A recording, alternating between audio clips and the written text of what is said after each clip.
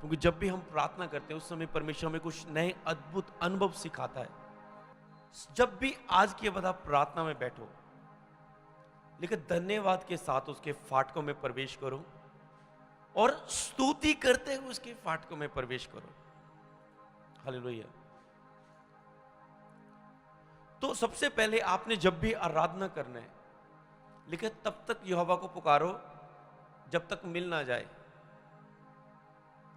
कब तक पुकारना? जब तक मिल ना जाए। जब वो निकट है तब उसे पुकारो। तब तक यहोवा को खोजो जब तक वो मिल ना जाए। खोजते रहो, आराधना करते रहो, धन्यवाद करते रहो, पश्चाताप करते रहो, अन्य भाषा में प्रेयर करते रहो, वचनों पर मनन करते रहो। खोजो जब तक मिल ना जाए, तब तक खोजो, ठान के खोजो। और जब वे निकट है, जब आपको पता है वो महसूस निकट है, अब मुझे महसूस हो रहा है, तब रिलीज करो फायर को शैतान के ऊपर।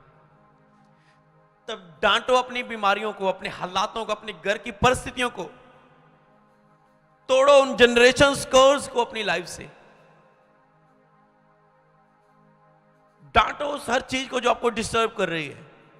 निकालो उस स्पिरिट को जो बार बार पाप में गिरा रही है। नशे को गिराओ, उस प्रार्थना में रुकावट डालने वाली स्पिरिट को डांटो। सही समय पर बोला गया वचन बाइबल में लिखा है काम करता है। जब आप राइट टाइम पर बोते। कल मैं अपनी वाइफ से प्रार्थना कर रहा था, मिलके प्रेयर रूम में। जब हम इकट्ठे प्रेयर कर रहे थे तो हमने केवल आराधना की, प्रभु को धन्यवाद किया और सबसे ज्यादा पश्चाताप किया। जो सीक्रेट आज मैं आपको बताने वाला हूं, सबसे ज्यादा पश्चाताप, प्रभु जांच परख। हालेलुया। तो मतलब किया क्षमा करना, क्षमा मांगना, इसके विषय में मैं आपको बताने वाला हूं। जब भी आप प्रार्थना करें, तो हमने किसी बीमार के लिए प्रार्थना नहीं की उस समय। पहले ही दिन कोई बड़ी बड़ी कोई चीजें नहीं मांगी, कोई मसा नहीं मांगा, कोई कुछ नहीं मांगा। मैंने कहा अभी टाइम नहीं है जी, केवल आज का दिन केवल धन्यवाद में और उसकी स्तुति में और धन्यवाद में गुजारेंगे। हालेलुया। तो मतलब क्या है, जब हम भी परमेश्वर की हुजूरी में, तब पुकारना है आपने। प्रेयर करते जाओ, अपना स्पिरिट को ट्यून करो परमेश्वर के साथ। जब आपको स्पिरिट में फील हो अब कुछ होना शुरू हो चुका है, तब लगा दो शैतान की तय, कर दो शैतान की योजनाओं को चकनाचूर फायर के साथ। हिला दो शैतान की शक्तियों को, पावरलेस कर दो शैतान की ताकत को अपने और दूसरों के जीवन में। हालेलुया। जब वह निकट है तब उसे पुकारो। तो इस समय यह बात आपने सीख ली। और जब आपने प्रेयर करनी है तो उसमें क्या करना है? पुकारना कब है?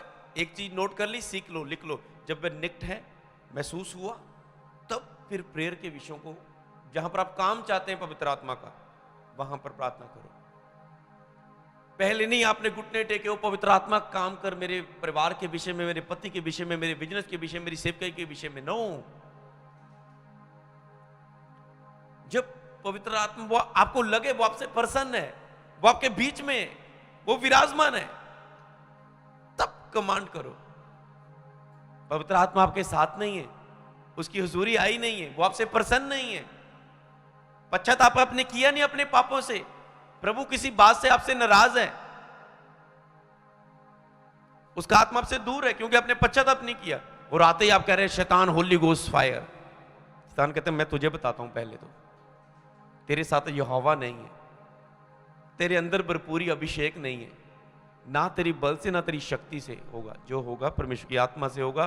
तो इसलिए शैतान कहता है इसके साथ नहीं है ये चीज, और उल्टा आपके ऊपर अटैक हो जाता है। आप कहते हैं पासी जब हम प्रेयर में बढ़ते हैं हम पाप में गिर जाते हैं, हम प्रेयर में बढ़ते शैतान ज्यादा अटैक करना शुरू करता है। क्यों?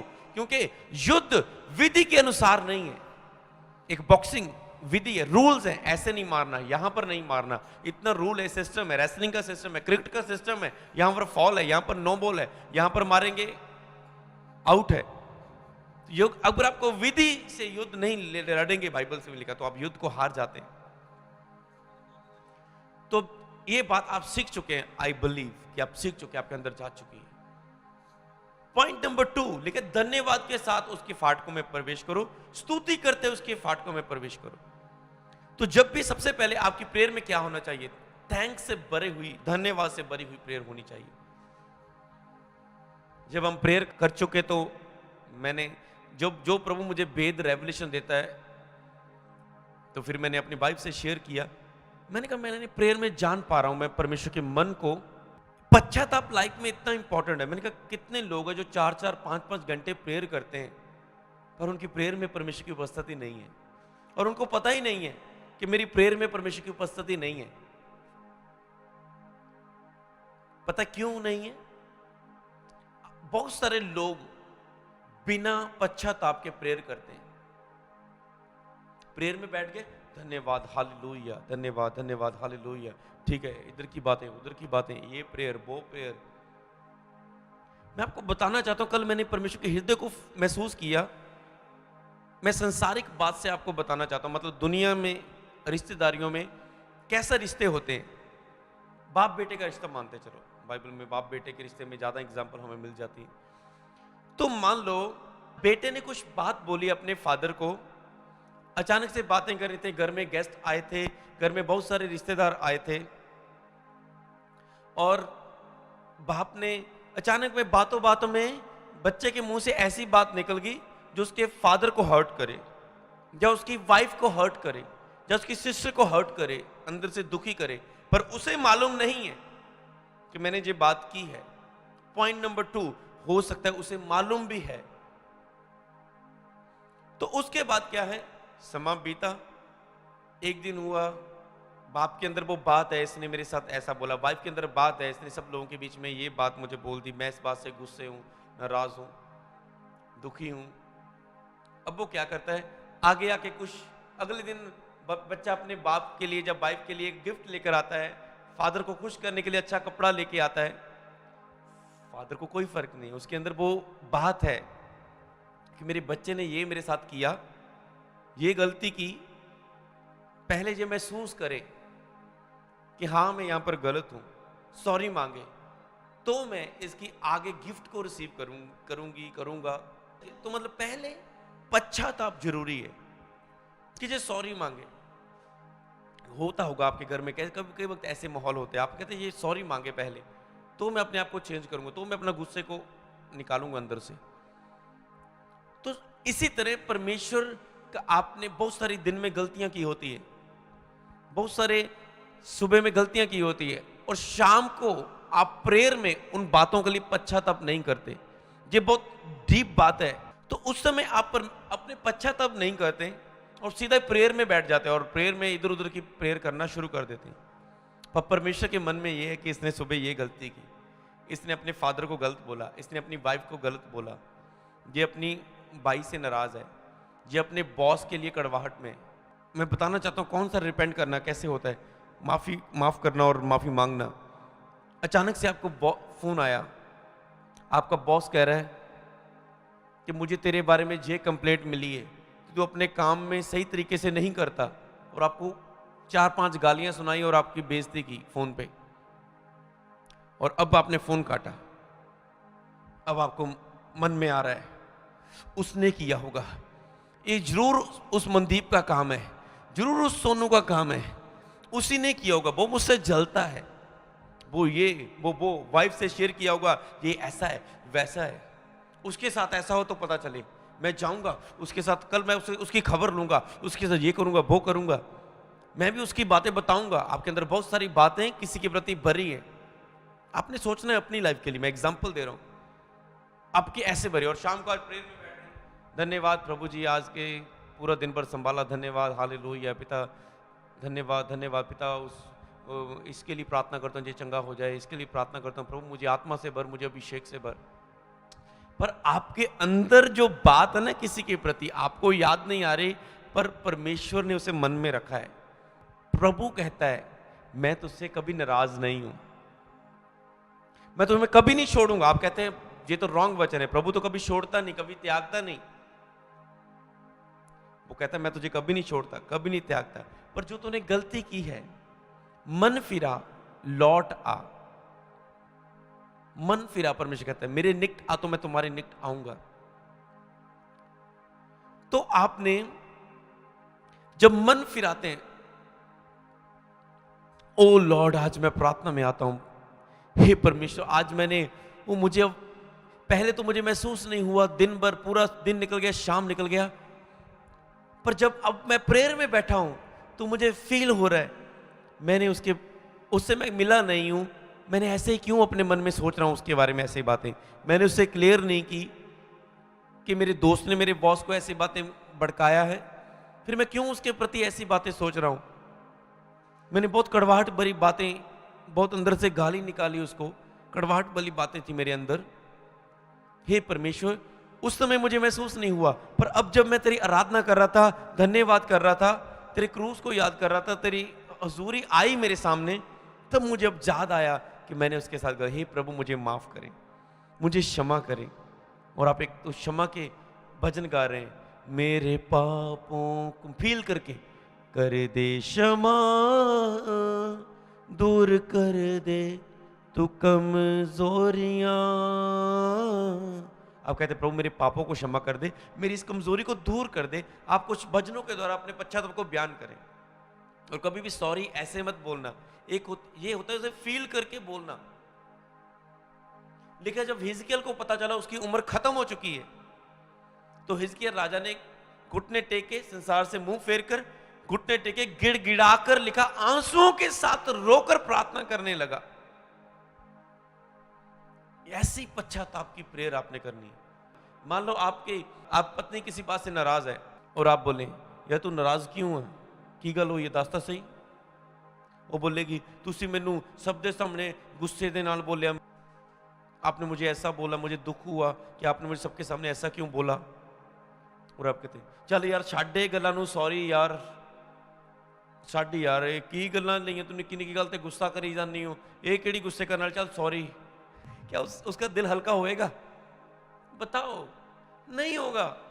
वो कहते हैं उसके अंदर और बढ़ जाएगी गुस्से से, छोटी बात है तेरे लिए छोटी होगी, मैं दुखी हूं। जब भी कोई बंदा दुखी है तो उसकी दिल की बात को जानने की कोशिश करो, क्यों दुखी है, और उसके सामने पूरी तरह से डुल जाओ, पूरा झुक जाओ उसके सामने उसे मनाने के लिए। और ऐसा मनाना नहीं, ओ ठीक है सॉरी यार मैंने बहुत फील होया है इस तरह उस तरह, नहीं मैं भी हुण इतना करया करना थोड़े नाल। आप प्यार ना सॉरी मांग रहे हैं, अचानक से वो बस फिर तू तो चांबले ही जानी, इतनी मैं सॉरी मैं एक बार कहता ना सॉरी फिर अपनी ट्यून में आ गए। मैं आपको समझाना, फिर अपनी ट्यून में आ गए आप, फिर से आपने पहले तो सॉरी मांग रहे, इसका मतलब वो नकली था, असली नहीं था। आप फिर अपनी फॉर्म में आ गए। मतलब किया वो अपना आपका फादर हो सकता है, आपका ब्रदर हो सकता है, आपकी सिस्टर हो सकती है। जब ऐसी बातें हो तो टोटली उनके सामने उनको खुश करने के लिए डुल जाओ, सॉरी पे सॉरी, माफी मांगो और कुछ करके दिखाने की बात करो, आगे से मैं ऐसा नहीं करूंगा, मुझे फील हुआ इसे बताओ। इसी तरह जब आप परमेश्वर के सामने ऐसी सॉरी नहीं बोल सकते, सॉरी परमेश्वर अगे तो नहीं गल करना, परमेश्वर हो जाती है गलती, परमेश्वर अनजाने च हो गई, ये परमेश्वर मेरा कम ही इदा का आ, मेरा उठना बैठना ही वड्डे लोगों च प्रभु हो जाती है गलती, प्रभु अगे तो ना कर पावा। ये क्या, डुल जाओ परमेश्वर के सामने, प्रभु मैं निर्बल हूं, मेरी तेरी सामने निर्बलता में सिद्ध होती प्रभु, मैंने गलती की, मैं मानता हूं परमेश्वर, मुझे फील हो रहा है इस प्रेयर में जाके। ऐसी रियल पश्चाताप, क्योंकि प्रभु ने मन में है कि इसने कोई ऐसी बात साफ नहीं किया, इसलिए लिखा सूरज अस्त होने तक तुम्हारा क्रोध जाता रहे। मतलब सुबह आप किसी से गुस्सा गिला में है, आप अंदर रिलैक्स नहीं है, रात को जब आप प्रेयर में बैठेंगे तो आपको फील होगा, तो आप पश्चाताप करें और फिर आगे प्रेयर करें, फिर आप भेंट चढ़ाएं, फिर आप धन्यवाद करें। हालेलुया। तो ये वेरी इंपॉर्टेंट आपका डेली का पार्ट होना चाहिए। मैं पिछली बार भी एक बार ये चीज बताई थी, पर आज फिर बताता हूं, जो आपकी डेली का हिस्सा होना चाहिए प्रार्थना में पश्चाताप करना। और डेंजरस बात पता क्या है, खतरनाक बात क्या है, कई लोग जो प्रेयर नहीं करते, एक दिन, 2 दिन, 3 दिन, 4 दिन, 5 दिन प्रेयर नहीं करते, ध्यान से सुनो, क्योंकि कब आपको फील होगा कि प्रभु आपसे इस बात से नाराज है, जब आप उसके पास जाएंगे। कब आपको पता चलेगा आपका हस्बैंड आपसे नाराज है, जब आप हस्बैंड से पूछेंगे अरे यार आप दुखी क्यों हो, आपने चेहरा क्यों बनाया हुआ है, बताओ क्या बात हो गई। जब आप प्रेयर में जाते हैं तो आपको पता चलता है मैं ये गलत हूँ। नहीं तो आप सोचते हैं चर्च ने मेरे साथ ऐसा किया, वैसा किया, अच्छा नहीं किया, मेरे साथ ऐसा नहीं किया, मुझे इस पार्टी में शामिल नहीं किया, मुझे ये किया, मुझे वो किया, मेरी टेस्टमनी नहीं लिखी। नहीं तो आप ऐसी बातों में अपने अंदर रहेंगे, पर जब आप प्रेयर में जाएंगे आपको पता लगेगा गलती मेरी ही है। हालेलुया। जो लोग प्रेयर में नहीं जाते, सोचो उनके अंदर से कितनी गलतियां पर गलतियां वो करते रहे होंगे। आज सुबह, कल सुबह, परसों सुबह, अगले दिन सुबह, दोपहर को, रात को, वो प्रभु के पास गए ही नहीं, तो कैसे प्रभु उन्हें बताएगा कि तेरे जीवन में ये कमी? क्योंकि जब आप प्रार्थना में जाते हैं आपके पाप सामने नजर आ जाते हैं, जो आपको शरीर में फील नहीं होता। जब आप आत्मा में प्रवेश करते हैं आपको वो फील होता है। और इन ऐसे कहते हैं लोगों का विवेक मर जाना, कठोर हो जाते हैं वो उनकी एक स्पिरिट घर कर जाती है उनके अंदर, क्षमा ना मांगने की, कठोरता की, अशुद्ध विवेक की। वो सोच उनकी ठहर जाती है, उन्होंने पाप पश्चाताप नहीं करते, वो वैसे ही चलना शुरू हो जाते हैं और अपने आप को वो सही मानेंगे और दूसरों को गलत निकालेंगे, दोष निकालते जाएंगे। ऐसा उनका स्वभाव होता जाता है, चिड़चिड़ापन होता जाएगा। हालेलुया। तो आपने क्या करना है? आपने ऐसा नहीं होने देना। आपने सॉरी मांगना है परमेश्वर से, पश्चाताप करना है दिल से, उन बातों को याद करते हुए। हालेलुया। और प्रभु के सामने अपने को पूरी तरह से डोल देना है, उंडेल देना है। पूरी तरह से रिपेंट करो, क्षमा मांगो, पूरी तरह अपने स्पिरिट को साफ करके अगले प्रभु भोज में परमेश्वर के सामने इस प्रेयर सर्विस में खड़े होकर देखना, वो आपकी जिंदगी को बदल के रख देगा। जे भविष्यवाणी है यीशु नासी के नाम में, जे भविष्यवाणी है यीशु के नाम में। अगर आप पश्चाताप करते हुए संपूर्ण हृदय के साथ अगले संडे का प्रभु भोज लेंगे, वो आपकी जिंदगी को बदल के रख देगा यीशु के नाम में। हालेलुया। यहोवा आपकी ओर है, यहोवा आपके साथ है, इसलिए पश्चाताप आपकी लाइफ में बहुत ही इंपॉर्टेंट है। ऐसा ना कि प्रभु के मन में कुछ बात हो और आप उसके लिए पश्चाताप ही ना करें। आगे की प्रार्थनाएं क्या करेंगी? आगे क्या होगा? कुछ भी नहीं होगा। हालेलुया। इसलिए पश्चाताप करें, मुड़े परमेश्वर के सामने, हर बात को जांच के परख के। हालेलुया।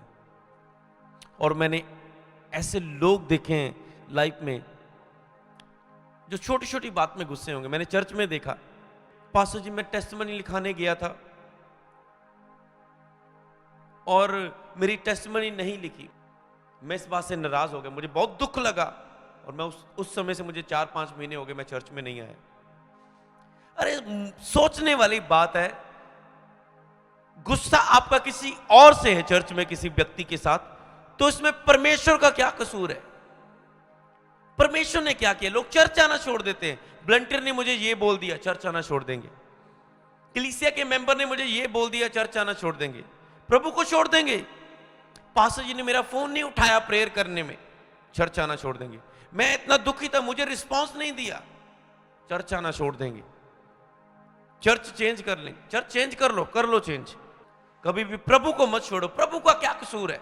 अगर लोग आपको कभी दुखी करते हैं, कई जगह आप स्कूल में पढ़ने जाते हैं, बहुत बच्चे आपको गलत नाम लेते हैं, आपकी बेइज्जती करते हैं, टीचर आपको मारते कूटते, क्या आप स्कूल छोड़ देते हो? आप जॉब करते हैं, बैंक में जॉब करते हैं, कई जॉब में बहुत सारे लोग, अकाउंटेंट होता है, बहुत सारे लोग होते हैं, वहां पर कईयों की आपस में बनती नहीं है, माहौल अच्छा नहीं होता, आपकी बेइज्जती करते हैं, तो क्या आप अपनी बैंक की जॉब छोड़ देते हो? फिर चर्च आप कैसे छोड़ सकते हैं? अगर चर्च में आपको कोई बात अच्छी नहीं लगी तो आप चर्च कैसे छोड़ सकते हैं? यीशु को कैसे छोड़ सकते हैं? कभी भी नहीं। ऐसे लोगों की स्पिरिट है। आप प्रभु को कैसे छोड़ सकते हैं? और मैं आपको एक और चीज बताना चाहता हूं, अगर कोई व्यक्ति किसी से नाराज हो और उसे वो क्षमा नहीं कर रहा है अपने मन से, जब वो बात को क्लियर नहीं कर रहा, जब उस बात में दूसरे को क्षमा नहीं करता, अगर उसकी गलती है, दूसरे से जब वो मिलेगा अपनी गलती को भी जानेगा, तो जब तक वो अपनी गलती मान नहीं लेता या दूसरे की गलती को माफ नहीं करता, किस मुंह से वो परमेश्वर के सामने जाएगा? कैसे लोगों के लिए प्रार्थना करेगा? कैसे वो लोगों को आशीष करेगा? कैसे वो मांगेगा परमेश्वर से? कैसे, किस चेहरे से जाएगा? क्योंकि लिखा है, जब तुम प्रार्थना करे, अगर तेरे मन में किसी के प्रति बैर है, गुस्सा है, तो पहले भेंट चढ़ाने से पहले, धन्यवाद की भेंट, ऑफरिंग चढ़ाने से पहले उस भाई के साथ जाके मेल मिलाप कर, तो प्रार्थना में आ, सूरज अस्त होने तक तेरा गुस्सा खत्म हो जाए। और लोग अपने अंदर ऐसी बातें, कड़वाहट रख के महीने महीने तक बैठे रहते हैं, उन महीनों में परमेश्वर उनके साथ नहीं है। जब शैतान कब्जा करेगा उनकी लाइफ में, परमेश्वर को वो छोड़ देंगे, शैतान फिर टच करेगा, परमेश्वर के पंखों के नीचे वो नहीं रहेंगे, फिर उन्हें पता चलेगा क्या अहमियत है प्रभु की हुजूरी में। क्योंकि जिसे परमेश्वर ने चुना है वो जितना मर्जी भाग ले, आपको पता है आना ऊंट पहाड़ के नीचे ही है। अगर वो चुनी हुई भेड़ है तो आएगी प्रभु के पास, अगर वो नहीं है तो जाएगी वो। हालेलुया। एक धनी मनुष्य को परमेश्वर ने कहा, हां तू सब अच्छी आज्ञाओं पर चलता है, पर तू इस धन को कंगालों को दे दे, तुझे स्वर्ग में धन मिलेगा। लेकिन उससे वो कर नहीं पाया काम को, क्योंकि वो पैसे से प्यार करता था। कई बार प्रभु ऐसी बातें आपको छोड़ने के लिए बोलता है जो आपको जिससे ज्यादा खास है आपके लिए, वो आपकी परीक्षा होती है। और जब आप नहीं मानते तो आप कहते हैं, प्रभु कहता है जा, मैं तुझे आवाज नहीं दूंगा, जाना है तो जा, तू एक मेरी आराधना ना करेगा मेरा सिंहासन नीचे नहीं आ जाएगा। पर याद रख, तुझे मेरी जरूरत है, मुझे तेरी जरूरत नहीं है। तू नहीं करेगा तो कोई और करेगा। एस्तर को मोर्दके ने बोला, क्या जाने जे इसी कठिन समय के लिए तुझे जे राजा का पद मिला हो, अगर एस्तर तुम इस समय चुप रहेगी तो यहूदियों का उद्धार तो हो जाएगा, पर तेरा तू अपने घराने समेत नष्ट होगी। प्रभु का काम नहीं रुकेगा, तू अपने घराने समेत नष्ट होगी। हालेलुया। पर एस्तर ने फैसला किया अपनी जान को रिस्क पर लगा के प्रभु के काम को करने का, राजा के सामने जाने का। तो आपने हमेशा कभी भी परमेश्वर से नाराज ना हो, मनुष्यों से नाराज ना हो, नहीं तो किस मुंह से आप नाराजगी रखे किसी के सामने नहीं जा सकते। मैं अपनी वाइफ से कहता हूं, मैंने कहा मैं चाहकर भी आपसे कभी लड़ाई झगड़ा नहीं कर सकता, कभी भी गुस्से हो ही नहीं सकता। मुझे इस बात का वायदा करने की जरूरत नहीं है, मुझे इस बात के लिए आपको बताने की जरूरत नहीं है, ना मेरी वाइफ को बताने की जरूरत है। क्योंकि हमको जब रात को प्रेयर में जाना है, हम एक दूसरे से गुस्सा होकर रात को प्रेयर में बैठ ही नहीं सकते। हालेलुया। हम बांधे हुए हैं परमेश्वर से, हालेलुया, उसकी हजूरी से, उसके वचनों से, उसके रूल्स के सिस्टम से बांधे हुए हैं। चाहे भी हम किसी से नाराज नहीं हो सकते, किस मुंह से प्रेयर करेंगे। हालेलुया। तो मसीह लोग ब्लेस हैं, वो ब्लेस हैं, वो लड़ाई झगड़ा नहीं करते, उनकी लाइफ पीस में। हालेलुया। अगर हम वाइफ से छोटी छोटी बात में गुस्सा होंगे, आपस में गुस्से होंगे और मुंह फेर के ऐसे बैठ जाएंगे, अरे शाम को प्रेयर करनी है। हालेलुया। और परमेश्वर को धन्यवाद हो इस प्रेयर पार्टनर के लिए। हालेलुया। जब दो जन मिलके प्रार्थना करते हैं, लेकिन दो या तीन के मैं विचकार होता हूं। जब मैं और वाइफ प्रेयर कर रहे थे, परमेश्वर का आत्मा हमारे बीच था, और आप रिजल्ट देखेंगे, आज देख रहे हैं और देखेंगे अपनी लाइफ में इस प्रेयर का। हालेलुया। अब आप डबल ब्लेस हैं। हालेलुया। ये चीज आप करते जाएंगे, डेली का हिस्सा होगा आपका, आप बढ़ते जाएंगे प्रभु की प्रेजेंस में, बढ़ते जाएंगे, बढ़ते जाएंगे, बढ़ते जाएंगे। और दूसरी बात जो मैंने परमेश्वर की से सीखी है, दूसरी बात ये प्रार्थना में क्या महसूस किया कि हमें हर चीज परमेश्वर से पूछ के करनी चाहिए। जो मुझे प्रभु बातें कर रहा था, मैं अपनी वाइफ को बोल रहा था, लिखें, आप इसे लिखें। और प्रभु ने हमें कुछ वचन दिए, 6-7 वचन दिए कि आपने ऐसे चलना है सेवकाई में, ऐसे करना है, जे बातें फॉलो करनी है, इन बातों को ऐसे सेवा करनी है। तो हम दोनों के लिए कुछ वचन दिए परमेश्वर ने, और कुछ मुझे अपनी वाइफ के लिए भविष्यवाणी के वचन दिए परमेश्वर ने उसकी लाइफ के लिए। और सेम चीज उन्होंने प्रेयर में महसूस की। मैंने कहा पता नहीं, मुझे अंदर आ रहा है कि मैं ये वचन आपके लिए बोलूं, मुझे नहीं पता जे मेरी ओर से या परमेश्वर की ओर से, पर मैं बोलने जा रहा हूं। तो जब मैंने बोला, वाइफ ने बोला, सेम चीज मैं प्रेयर में फील कर रही थी, और प्रभु ने मुझे मन में मुझे बता रहा था कि मैं तेरे साथ ऐसा ऐसा चलूंगा। मैंने कहा 2 गवाह हो चुके हैं, तो ये डन है, ये फाइनल परमेश्वर की ओर से 2 गवाहों की बात। हालेलुया। तो सेकंड बात जो हमने अनुभव किया वो ये है कि हर काम पवित्र आत्मा से पूछ के करो। क्या पवित्र आत्मा से हर काम पूछ के करते हो? अगर ये अपनी लाइफ का आप एक पार्ट बना लें कि मैंने हर काम को पवित्र आत्मा से पूछ के करना है, होली स्पिरिट से पूछ के करना है, तो आप एक स्पिरिचुअल और सुपर डुपर ब्लेस इंसान होंगे। क्या चीज है? एक आप आत्मिक इंसान और आप एक ब्लेस इंसान नहीं, सुपर डुपर ब्लेस इंसान होंगे आप, अगर आप पवित्र आत्मा की अगुवाई के अनुसार डेली चलना शुरू कर दें। उसके लिए पॉइंट नंबर यह है कि आपने जब भी आप पवित्र आत्मा की अगुवाई में चल रहे हैं तो आपने बिलीव करना है कि पवित्र आत्मा मुझसे बात करेगा। प्रॉब्लम क्या है? लोगों को बिलीव नहीं है कि पवित्र आत्मा मुझसे बात करेगा। प्रॉब्लम क्या? मेरी भेड़ मेरा शब्द सुन सकती है। सुन आत्मा कलीसिया से क्या कहता है। जब कभी तुम्हें वचन की जरूरत है, पवित्र आत्मा तुरंत वो बात तुम्हारे मुंह में डाल देगा। पवित्र आत्मा, लेकिन जब तुम महासभा के सामने पेश किए जाओ तो जे मत सो चिंता करना क्या बोलेंगे। पवित्र आत्मा उसी वक्त तुम्हें बोलने के लिए वचन देगा। मान लो आपने बिलीव करना है कि पवित्र आत्मा तुरंत मुझे बात करेगा। पवित्र आत्मा बात करे चाहे ना उस विषय में, पर आपने हर काम को पवित्र आत्मा से पूछ के करना है। कल मैं शॉक हो रहा था, मैं अपनी वाइफ से जब इस चीज को शेयर कर रहा था, हैरान हो रहा था। पवित्र आत्मा से पूछना मतलब, अब आप अपने आप से पूछना है कि आप हर बात को पवित्र आत्मा से पूछ के करते हो या नहीं। मान लो आपके दोस्त का फोन आया, कितने हो यार तू, आपा मड़ा जाना घंटे के लिए उन्होंने घर जाके आना है, और आप बोल रहे ठीक है मैं कम सीख दो, ठीक है मैं आ रहा हूं आ रहा हूं। क्या आपने पवित्र आत्मा से पूछा, पवित्र आत्मा मैं जाऊं जाना?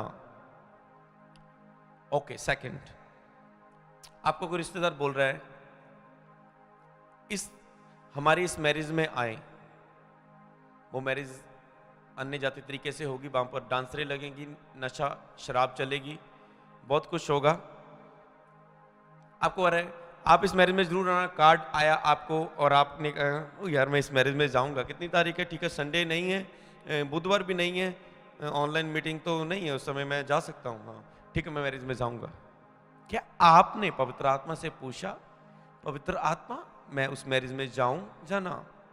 पूछना क्या है? मान लो आपको आई मैरिज का कार्ड आया और आपने इसे, आपके पास ज्यादा दिन है तो आप कह सकते हैं पवित्र आत्मा 1-2 दिन में प्लीज मुझे इस विषय में बात करें।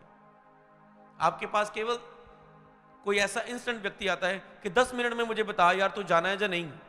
आप बोलेंगे पवित्र आत्मा प्लीज इस 10 मिनट में मुझे बात करें, मुझे बताएं मैं जाऊं जाना। और आपके अंदर कैसे डिसीजन लेना, आपके अंदर से भरपूरी आएगी।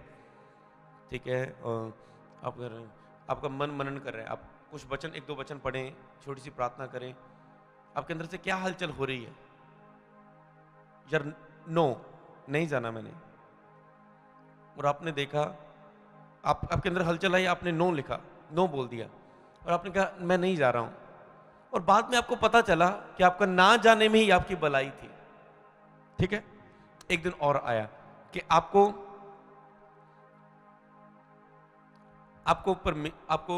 एक ऑफर आ रहा है कोई जॉब का या किसी के साथ बिजनेस में पार्टनरशिप करने का, और आपने पूछा पवित्र आत्मा जी अच्छा जी बता रहे हैं, आप बताओ आपने हमें पार्टनरशिप के साथ चलना है, आप अपने हमारे साथ हमारे यहाँ जॉब करनी है या नहीं?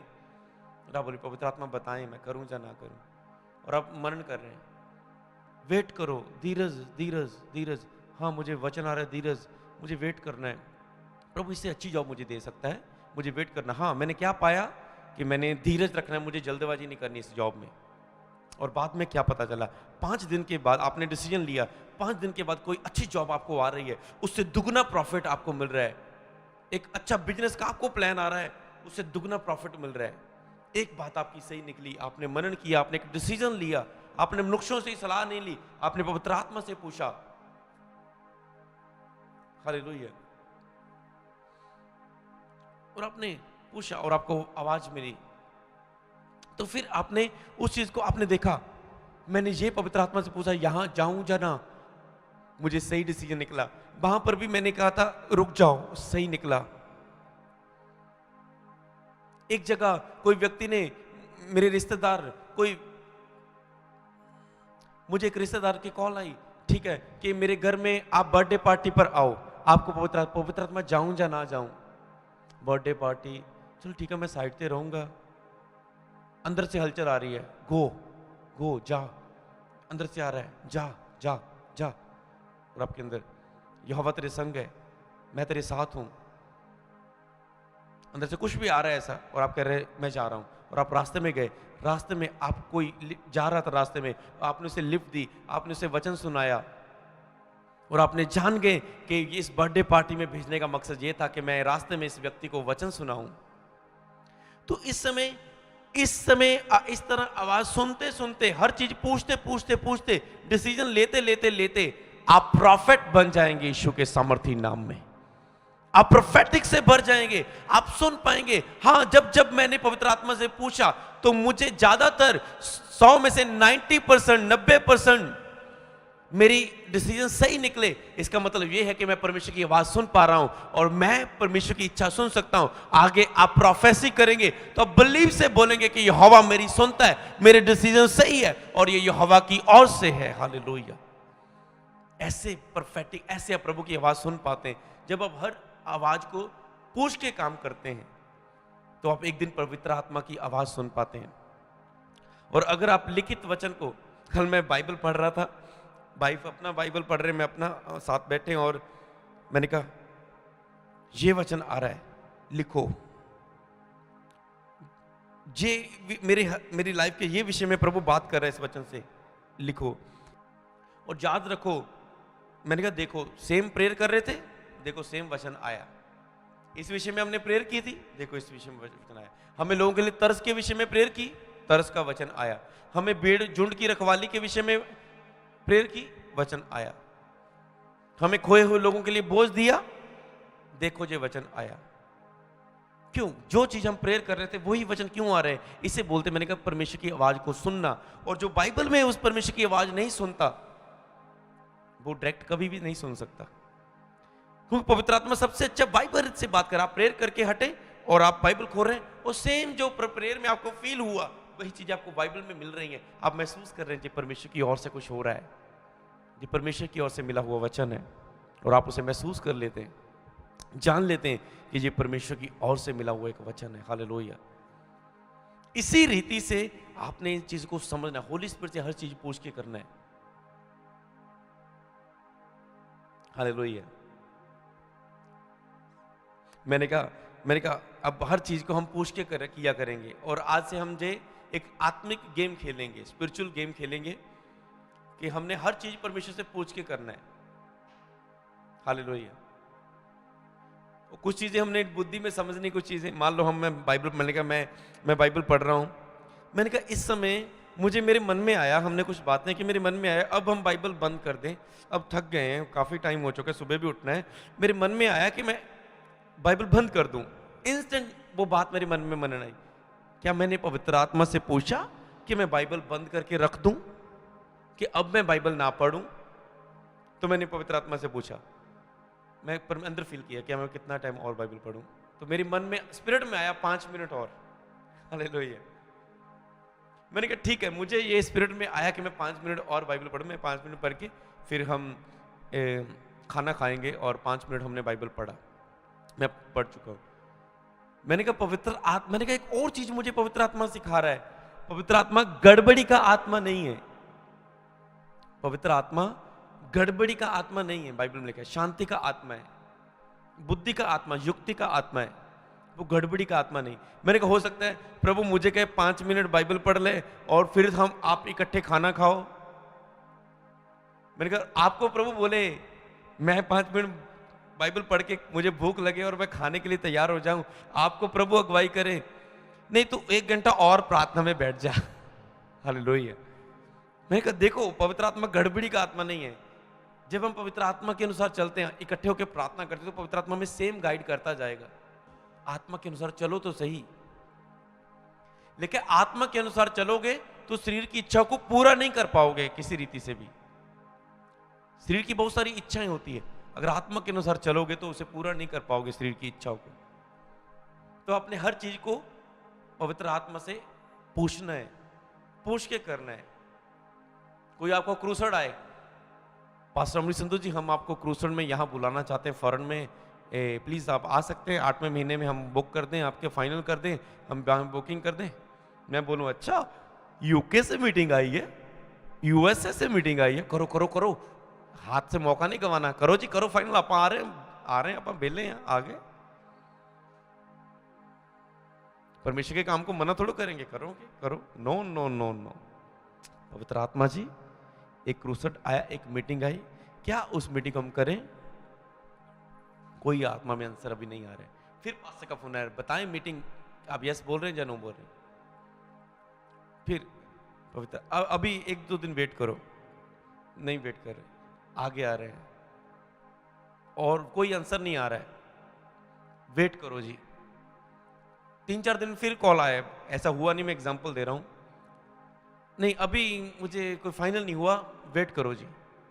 धीरे धीरे क्या हुआ, उस पास्टर मान लो उस पास्टर ने कॉल करनी बंद कर दी, ये तो रिस्पॉन्स ही नहीं दे रहे, कोई आवाज नहीं आई पवित्र आत्मा की, पर प्रेयर की थी, पवित्र आत्मा आप ही की इच्छा पूरी हो, मुझे बात करे।